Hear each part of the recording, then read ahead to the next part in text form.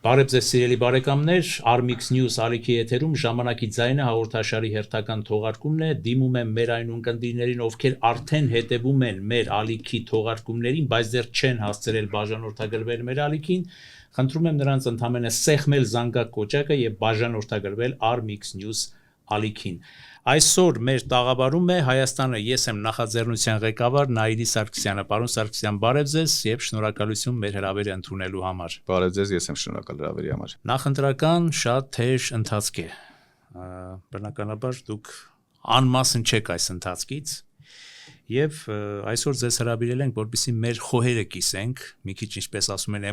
էմոցիոնալ դաշտից դուրս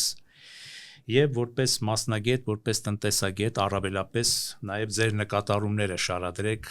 ձեր տեսակետները հասկանանք այս զարգացող իրողությունների վերաբերյալ։ Իշխանությունները ասում են, որ այսպես ասած հպարտանում են, որ մենք բավականին շատ գործեր ենք արել եւ արդեն բոլորովին կարող ենք ասել իրավունքը ունենք ստանալու որոշիչ քվե եւ կրկին լինելու խորհրդարանում որպես բացարձակ մեծամասնություն, նույնիսկ շատ ինքնավստահ կեցված կա, դե ստեղծել ենք, վերակառուցել ենք 300 դպրոց, բժշկական ապահովագրական համակարգն ենք ներդրել, թոշակների բարձրացում ենք արձանագրել,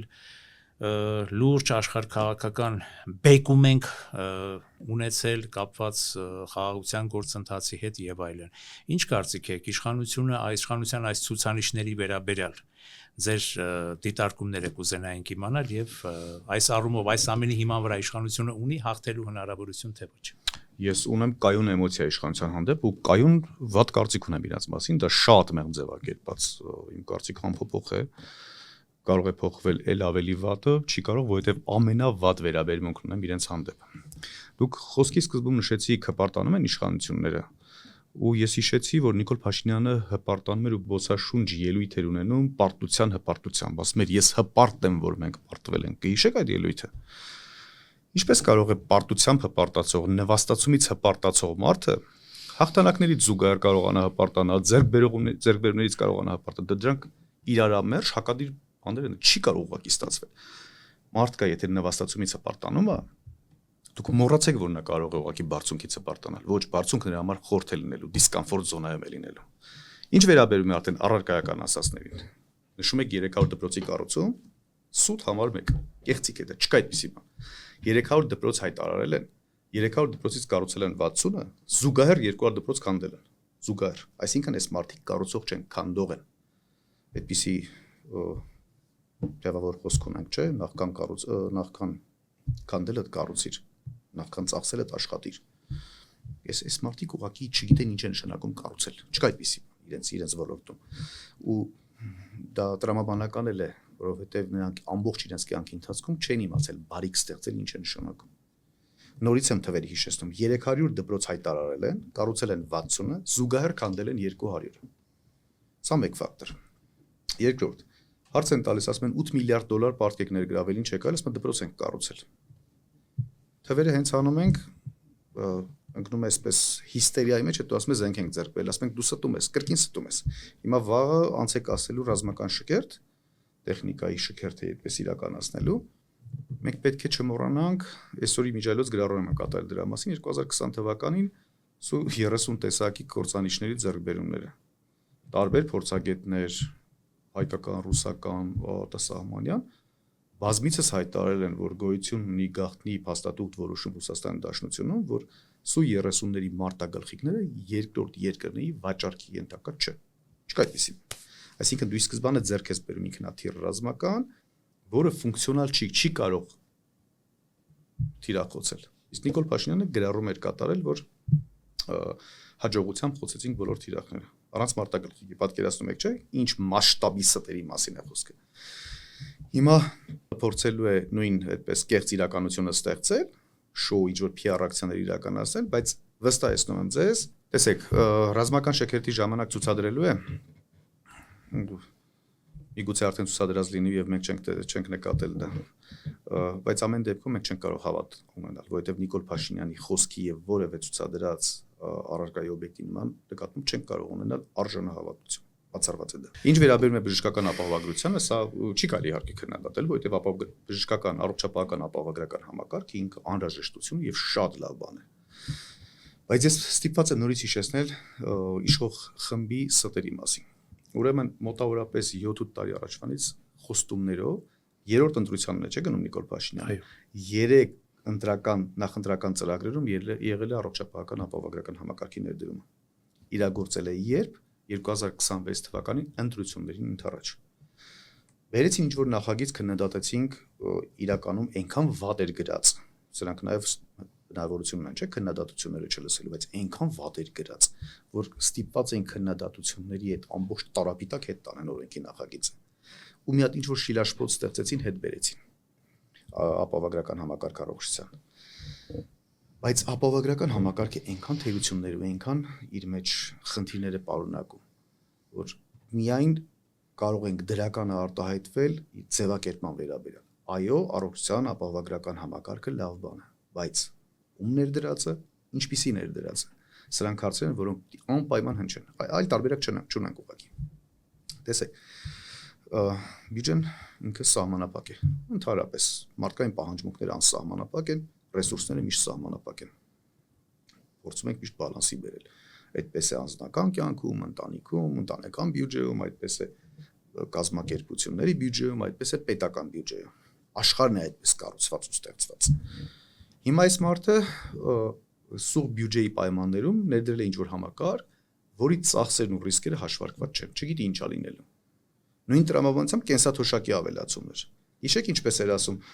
կենսաթոշակների ավելացման համար գումար չկա, որ 10,000 դրամ կենսաթոշակ տրամադրենք տատիկ պապիկները չեն իմանալու ինչպես ծախսեն, այնուհետև 1 ամիս հետո երբ որ նրան հիմնավորվեց, որ կենսաթոշակի բարձրացման համար եւ բյուջե կա, եւ բաց թողնված եկամտի աղբյուր կա, եւ 10,000 դրամը տատիկ պապիկները քեզանից 100 անգամ ավելի խելացի են, 100 անգամ ավելի արդյունավետ կարող են ծախսել։ Նման այսպես քննադատության տարափիտակել ինքը հետքայլ կատարեց ու կարծես քաղաքական առումով ընտրակաշարքի վերածես, որպեսզի եւ կենսաթոշակ բարձրացնի եւ ապահովագրական համակարգներ դնի։ Երկուս փորձում են զուգահեռ տանեն միմյանց հետ, որ դրանք բացի դասական ընտրակաշարքը այլ բան իրանցից չեն ներկայացնում։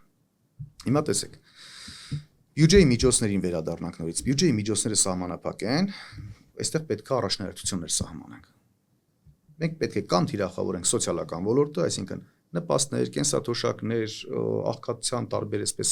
սոցիալական միջոցառումներ եւ այլն, կամ կապիտալ ներդրումներ իրականացնենք, այսինքն այնպիսի եկամտաբեր ոլորտներում, որոնք կայուն եկամուտ ստեղծեն, նոր տանենք սոցիալական ոլորտը։ Պատկերացրեք, որպեսզի շատ ավելի հասկանալի լինի բոլորիս համար, պատկերացրեք ընտանիքում ունենք 500,000 դրամ ինչ-որ նվիրատվություն, կամ չգիտեմ, մեկ անգամյա գործարքային աշխատանք ենք կատարել, ինչ-որ 1000 մետր վարելահող ենք վարել եւ ստացել ենք վարձատրություն։ Չունենք կայուն աշխատանք, չունենք կայուն եկամուտ։ 500,000 դրամ բերում ենք տուն, երեխայի ծնունդ ենք նշում շատ շքեղ բոլոր բարեկամներին հրավիրելով, գնում ենք այդպես նոր հագուստներ ենք առնում, որպեսզի մեզ լավ զգանք, հաջորդ օրը արտանում ենք եւ տեսնում ենք, որ նույն կոտրաստաշտակի առջև ենք, առավոտյան թեյի եւ հացի եւ պանիրը բացակայում է մեր սեղանից։ Այսինքն ուզում եք ասել, հիմա ասեմ ինչ եմ ուզում ասել։ Անհամատեղելիություն կա։ Այո, հիմա իսկ ինչ կանի 500,000 դրամը շատ ավելի adekvat եւ արդյունավետ ծախսերի պլանավորում իրականացնող ընտանիք կամ վաղվա օրվա մասին մտածող ընտանիք։ 500,000 դրամը կարող է ներդնել եկամտաստեղծ ինչ որ գործունեության մեջ։ Ամենաէլեմենտար բանն եմ ասում։ Կարող է ինչ որ նման գումարի սահմաններում մեքենա ձեռք բերել, թեկուզ կանխավճար վճարել, հաջորդնել վարկով, տաքսի որպես շահագործել եւ կայուն եկամուտ ստեղծել։ Նոր այդ տաքսի ծառայությունից գեներացված եկամտով եւ երեխայի ծնունդ նշել, եւ նոր հագուստ առնել, եւ իրենց կյանքը բարելավել։ Այսինքն տեսանք տարբերությունը։ Հիմա եթե կա գումարը շատ արագ պետք է ուղղվի եկամտաստեղծ աղբյուրներին, առաջնահերթություններին, որոնք որ եկամուտ կարող են ստեղծել կայուն ստեղծած եկամուտը ում համար պետք է անենք։ Իհարկե հայ ժողովրդի, իհարկե Հայաստանի Հանրապետության քաղաքացու։ Բայց դուրս է գալիս, որ ինքը խափում է։ Այսինքն պատկերացրեք նորից ընտանիքին պետք է անդրադառնամ։ Ընտանիքի հայրը գնում հարևանից պարտքով գումար է բերում եւ իր զավակներին խափում, ասում է կերեք խմեք այս գումարով։ Մեկ ամիս հետո հարևանը դուրը թակում է տան, հետո ասում է ձեր papan, որ ձեր համար այդպեսի լավ ուտելիքներ էր առնում, դա իմ փողերով էր, դե հիմա եկեք աշխատեք փողս հետ վերադարձրեք։ այսպիսի մոտավորապես այսպիսի դավաճանական եւ կեղծ գործունեությամբ է զբաղված օրվա իշխանությունը ապահովագրական համակարգ, որովհետեւ մենք գումար չունենք, այդ գումարը պետք է ներդրվեր նվազագույն իր կառավարման տարիներին 8 տարվա մեջ 8-նապատկեր ստացած լրացուցիչ եկամտով բերել առողջապահական համակարգները դներ։ Այսքան արդյունաբերական հզորությունները պիտի աշխատեն, ուզում եք ասել, արտադրական հզորությունները, նաև այլ ճյուղերում, որոնք կարող են եկամուտ բերել, հա։ Տեսեք, պաստորեն ըստ ձեզ դա չի կատարվել, բայց իրենք ասում են, որ այսքան, տեսեք, նոր ձեռնարկություններ են ստեղծել, բան, հավատում եք դրան,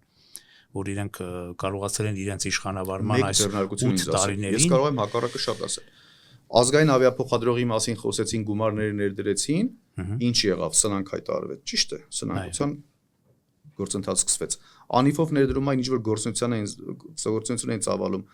Անիֆը չգիտես ինչպես ուղղակի այդպես սնանկացավ, ոտը բարձրացավ, շատ պաշտոնյաներ իրա կան հստակ քրեական այդպես կասկածներ մինիմում, բայց որ գործը տեղի չի շարժվում։ Նախկին էկոնոմիկայի նախարարն խոսում էր լաստանավերի պատմությունների մասին նոր խոշորագույն ներդրման, լաստանավերը կարծես թե այդպես էլ իրականություն չդարձան։ Ինչ որ մի էկոնոմիկայի նախարար խոսում էր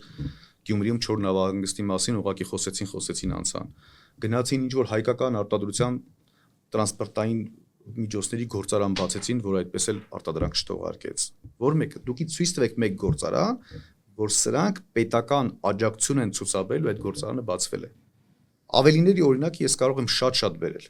Տեսեք, կապիտալ բնույթի ծախսեր, այսպես որ բյուջեն պլանավորվում է, գոյություն են ընթացիկ, այսինքն տարեկան պետական պահպանության ծախսեր, պաշտպանական, սոցիալական, կենսաթոշակները, նպաստներ եւ այլն,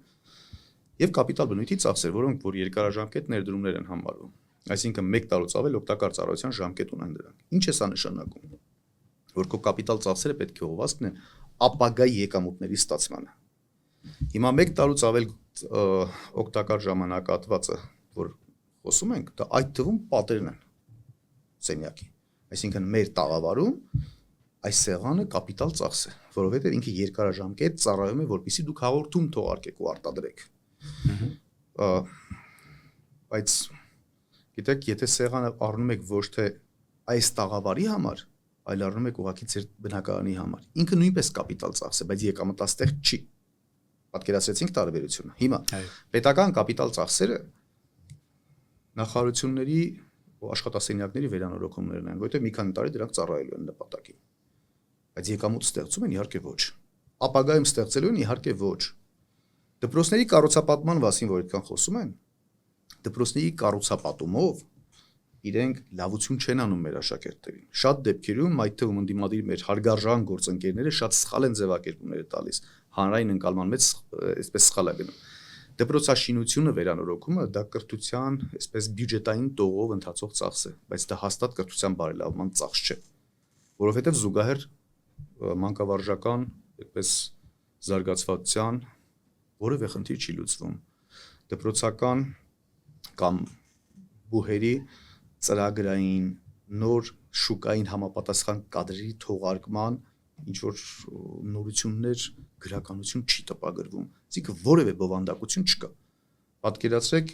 եթե մենք ունենք հնարավորություն X գումարը պետք է ուղղենք մանկավարժական, պրոֆեսորադասախոսական կազմի պատրաստման եւ վերապատրաստմանը, որպիսի գիտելիքը փոխանցենք մեր սերունդներին, որ նրանք հետագայում կան ու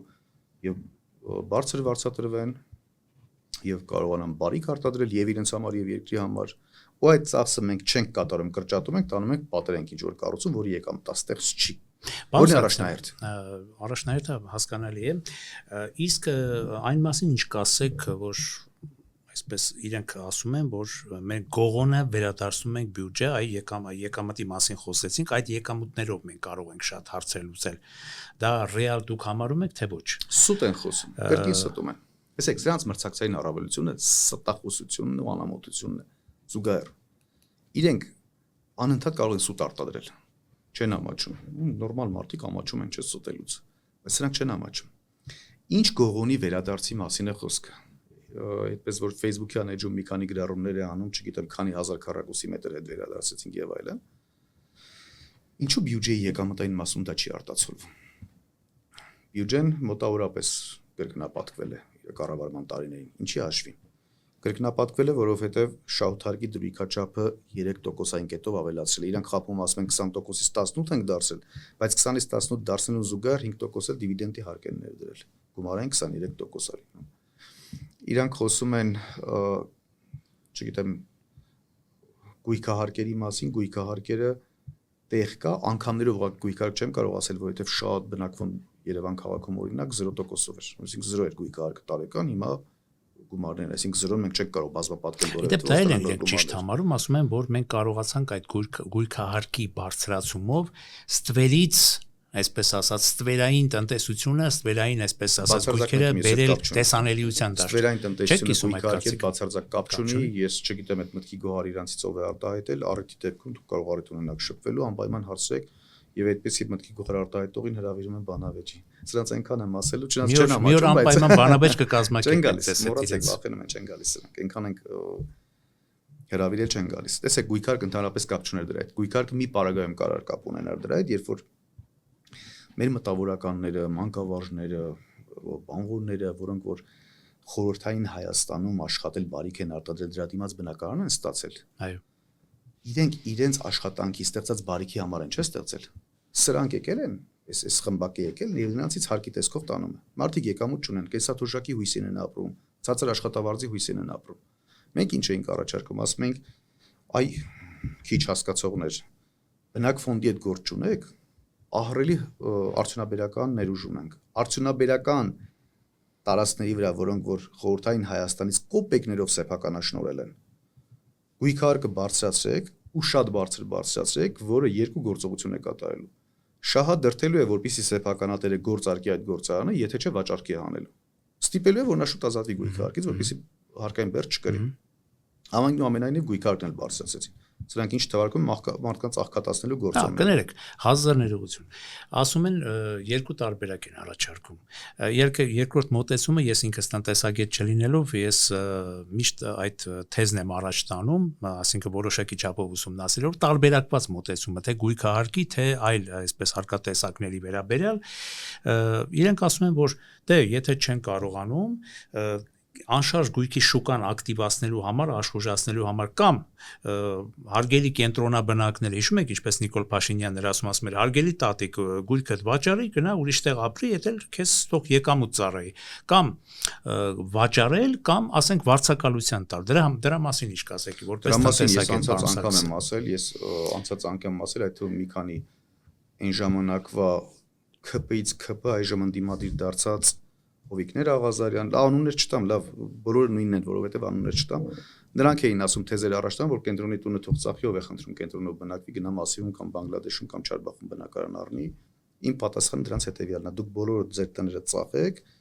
եւ գնացեք պալատկա խփեք ու պալատկաներում ապրեք քպականներ։ Ես նրանց ուրիշ պատասխան չունեմ տալու, որովհետև դա ոչ թե մասնագիտական է, դա ոչ թե կրթական է, դա ուղղակի անբարոյական է։ Այդպես ձևակերպում անբարոյականությունը չի կարելի այդպես բան ասել։ Մարդը իր ամբողջ կյանքի վաստակի համար բնակարան է ստացել։ Քո փորը լցնելու հարկի համար դու մարդուն ասես բնակարանը ծախի կամ վարձով բնակվի։ Այլ բառ ուղղակի չգտա։ Այ վերջերս անընդհատ հյուսիսից մասնավորապես տեսակետներ են հնչում, այսպես հայ-ռուսական հարաբերությունների սրման պահով, մասնավորապես փաստորեն ըստ էության Ռուսաստանը ամենաբարձր մակարդակով խնդիր է դնում գործող իշխանության առջև, որ կողմնորոշվեք կամ մեզ հետ, մեր այսպես ասած աշխարհքաղաքական տարածքում, մեր հետ դաշինքի մեջ, կամ եթե գնում եք դեպի արևմուտք, դեպի ԵՄ կամ դեպի լայն իմաստով հավաքական արևմուտք, արդեն պիտի մենք մեր հարցերը լուծենք, ինչպես արդեն նույնիսկ ամուսնալուծության, այսպես քաղաքական ամուսնալուծության խնդիր է դրված։ Եվ մասնավորապես Աստանայում այդ գագաթնաժողովին չմասնակցելու խնդիրն է հիմա։ Ինչ է կարծում, եթե այնպես դասավորվեցին քաղաքական եւ տնտեսական իրողությունները, որ այս ընտրություններից հետո մեր արտաքին քաղաքական կուրսը, եթե գործող իշխանությունը նորից անցավ, կտրուկ թեքվի դեպի արևմուտք, հնարավոր է դիվերսիֆիկացիա տնտեսության, որ մեր հանկարծ տնտեսությունը հանկարծ չհայտնվի մի սոսկալի ճգնաժամային վիճակի մեջ։ Ես ձևակերպումը, որ արտաքին քաղաքական վեկտորները ուղղվեն Եվրոպա կամ ընդհանրապես արևմուտք, դա դա այնքան անիրատեսական է, դա այնքան սուտ ու կեղծ թեզ է, որ նույնիսկ դա տեսականորեն դրա մեկնաբանությունը ես չեմ կարող տալ։ Հայաստանը չի կարող գնալ Եվրոմիություն, սա բացառում ենք ուղղակի։ Մոնտենեգրոն Եվրոպայի սրտում է գտնվում, 20 տարի է բոլոր պահանջները Եվրոմիության կատարում է, որ դառնա ԵՄ անդամ։ Դեռ 2 տարի չարչարվելու է։ Մոնտենեգրոյին, որ խոսում ենք մասնագետների հետ, իրենց բնակության հետ, նկարագրում էին, իրանք ամբողջությամբ պատկերացնում էին, որ Եվրոմիության անդամակցությունը մեր համար շատ ավելի վատ է։ Գեղեցիկ աչքերի համար ոչ մեկին չի տանելու, այդպես ասել, գիտեք, դուք աղքատ եք, եկեք մենք ձեզ հարստացնենք։ Նույնիսկ քաղաքական շահերի համար պետք չեն տանի, չի լինելու, որովհետև ինքը քաղաքատնտեսական ընտանիք է Եվրոմիությունը, բայց այն նույն քաղաքական շահերի համար նրանց տնտեսությունից օգտվել է կօգտագործեն իշահ ընդհանուր ԵՄ-ի ու կներգրավեն։ Թուրքիան 20 տարուց ավելի երկար կարծում եմ Թուրքիան, որ ցանկանում է Եվրոմիության անդամ դառնալ, չի ստացվում։ Ուկրաինան ինչ պատահեց Եվրոմիության անվան տակ աշխարհքաղաքական բախումների կիզակետում թատերաբեմում հայտնվեց, ուր է Ուկրաինան հիմա։ Տարածքային կորուստներ, մարդկային զոհեր, անվերականգնելի տնտեսական անկում։ Ուկրաինան որպես պետություն աշխարհագրական տարածք կա, անվանում դուք կկարդաք քարտեզի վրա, վարչատարածքային միավորներ կունենա, մայրաքաղաք կունենա, ֆիկտիվ նախագահ կունենա,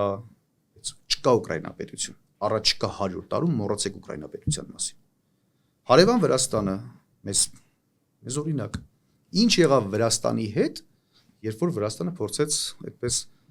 ԵՄ-ի անդամակցության ինչ որ գործողություններ կատարել։ Կրկին տարածքային կորուստներ, իհարկե իրենց շատ ավելի արագ ավարտվեց պատերազմը, մարդկային զոհեր շատ քիչ եղան եւ այլն։ Իսկ հիմա ունի տնտեսություն, ոչ։ Գիտեք ինչու։ Որտեւ այդ թվարկած բոլոր պետություններից միայն Մոնտենեգրոն ռեալ շանս ունի գնալու Եվրոմիություն։ Մնացած բոլորը ստում են դեպի Թուրքիա գնալու։ Սա է խնդիրը։ Հայաստանը ստում է, չկա, արևմուտքի գաղափար Հայաստանում չկա։ Արևմուտքը ուղղակի փաթեթավորումն է։ Երբ որ արտադրողը ինչ որ մի վատ խմելի ուտելիք է արտադրում, ինքը ուղղակի գեղեցիկ փաթեթավորում է, որ շահագրգռի գունային ինչ որ էֆեկտներով, նկարազարդումներով եւ այլն, որ դուք ձեռք բերեք։ Ինչու՞, որովհետեւ բովանդակություն չկա։ Նիկոլ Փաշինյանը եւ նրա խմբակը չի կարող հայտարարել, որ մենք գնում ենք Թուրքիայի ազդեցության գոտի, չի կարող ուղղակի։ Բայց ինքը Եվրոպա ասելով, Արևմուտք ասելով, ՆԱՏՕ ասելով գնում է դեպի Թուրքիա։ Գործողությունների ուշադրություն դարձրեք։ Առանց տնային աշխատանք կատարել Թուրքիայի սահմանի բացումը, ես նշեմ, որպեսզի սխալ չընկալվի բոլորի մոտ։ Թուրքիայի սահմանի բացմանը կողմ է։ Բայց ունենք տնային աշխատանք, նվազագույն 5 տարվա որպեսզի կատարեն։ Եթե չենք կատարում, իրավունք չունենք բացելու։ Հակառակ դեպքում Թուրքիան ուղղակի կլանելու Հայաստանի Հանրապետությունը ներսից։ Չենք կարողանալ դիմակայենք։ Այս մարդու գործողությունները, տնային աշխատանք չկատարել, արտադրական ներուժ չստեղծելը, բացառապես սպառողական երկիր կառուցելը, բացառապես ներկրման այդպես նպատակադրումները տանում է դեպի Թուրքիա։ Չկա Եվրոպա, գոյություն չունի այդպիսի բան։ Եվ գտնում եք, որ հենց ասենք Թուրքիան բացեց սահմանը, ինչին դեռ նա կարծես թե որոշակի հավանություն չի տալիս, հա? Թուրքիան տալիս է։ Թուրքիան տալիս է, ուղղակի պետք է ժողովուրդը, հայ ժողովուրդը, Հայաստանի Հանրապետության քաղաքացին, այսպես դոզավորված պետք է ընդունի ինֆորմացիա։ Եթե միանգամից ամբողջ թուրքական պահանջները ներկայացնեն, հայ ազգը ըմբոստանալու եւ տեղում մի վայրիկյան իշխանապողություն է իրականացնելու։ Հայ ազգը միանգամից չի ընդունելու, որ Արարատսարի գործածումը, այդ թվում անվանման շրջանառում պետք է արգելվի։ Մեր բոլոր փաստաթղթերից դրանք պետք է վերացվեն, չգիտեմ, զինանշանների փոփոխություններ պետք է տեղի ունենան, մեր դասագրքերի փոփոխություններ պետք է տեղի ունենան, սահմանադրությունը պիտի փոխվի,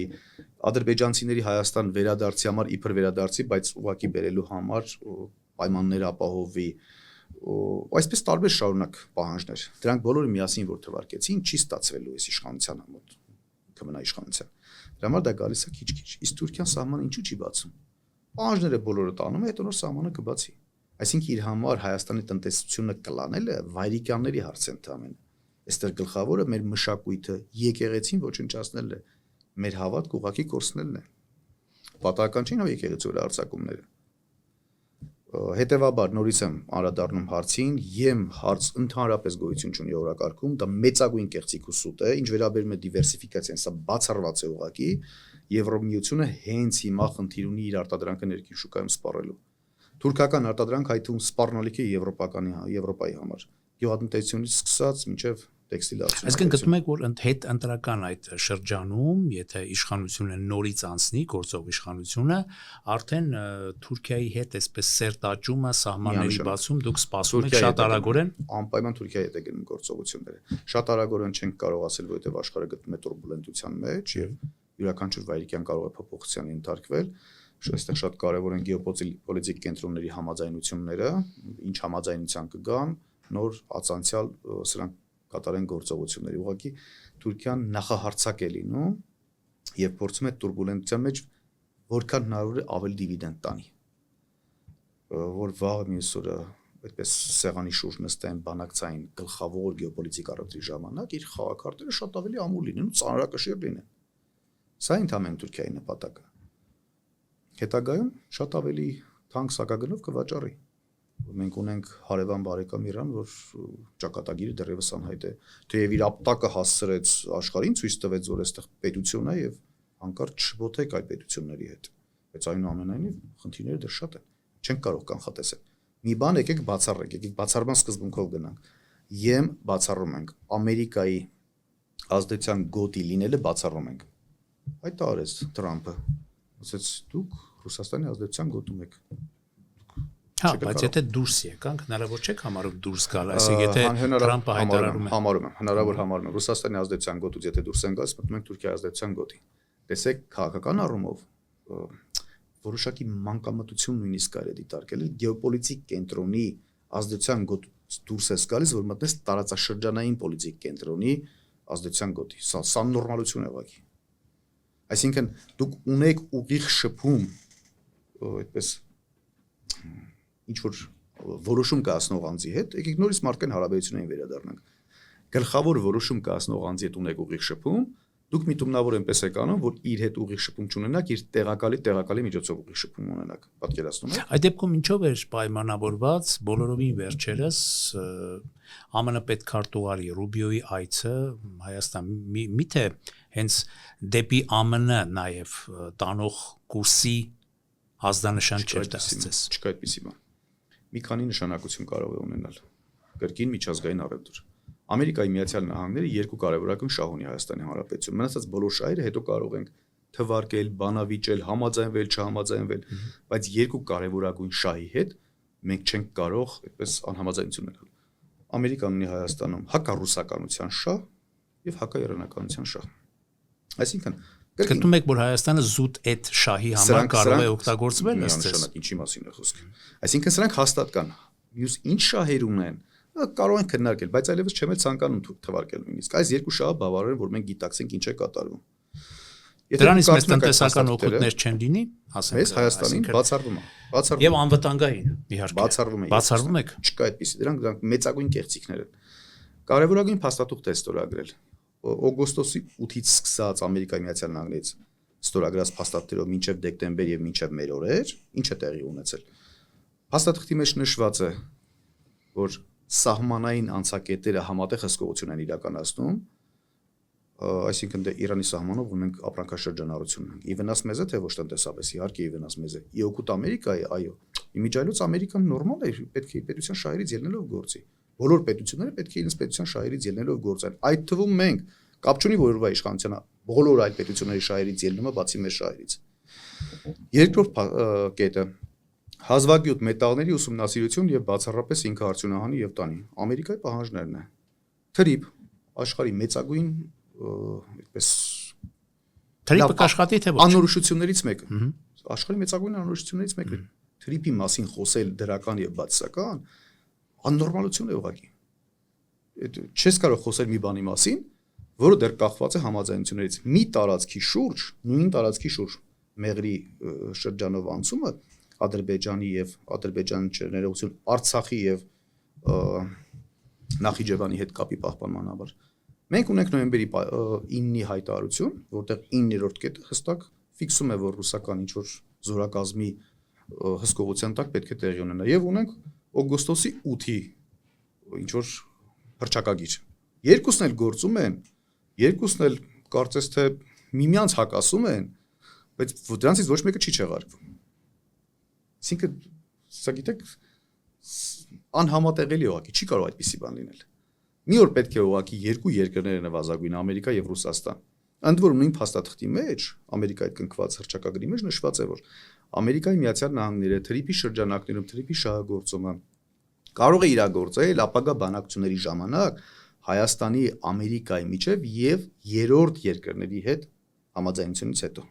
Ով է երրորդ երկիրը։ Երրորդ երկիրը, եթե ոչ Ռուսաստանը կամ ԵԱՏՄ մյուս երկրների, ինչու՞։ Որովհետեւ եթե պետական սահմանին տալիս ես անցող ունակության թույլտվություն, դա այլևս չի լինում պետական սահման, դա լինում է մաքսային սահման։ Մաքսային սահմանը Հայաստանի Հանրապետության սահմանը չի, դա ԵԱՏՄ սահմանն է։ Հայաստանի Հանրապետությունը ինքնուրույն որոշում կայացնելու իրավունք չունի ուղղակի։ Սա մեծագույն, չգիտեմ, ինչ կեղծիք է, ինչ է։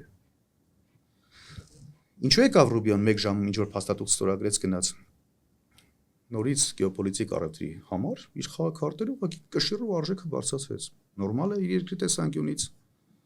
Ինչ շահեց Նիկոլ Փաշինյանը։ Ընդհանրապես նոր PR ակցիա ընտրություններին։ Ասես ցույց տվեց, որ Ամերիկան այստեղ է։ Վերջ, այո, Պարզապես։ Կուզենամ հակիրճ համառոտ նախընտրական այս զարգացումների մասին եւ ձեր սպասելիքների մասին։ Սպասելիքների հետեւյալն են։ Մենք ներկայացնում ենք ինչ կլինի Նիկոլ Փաշինյանի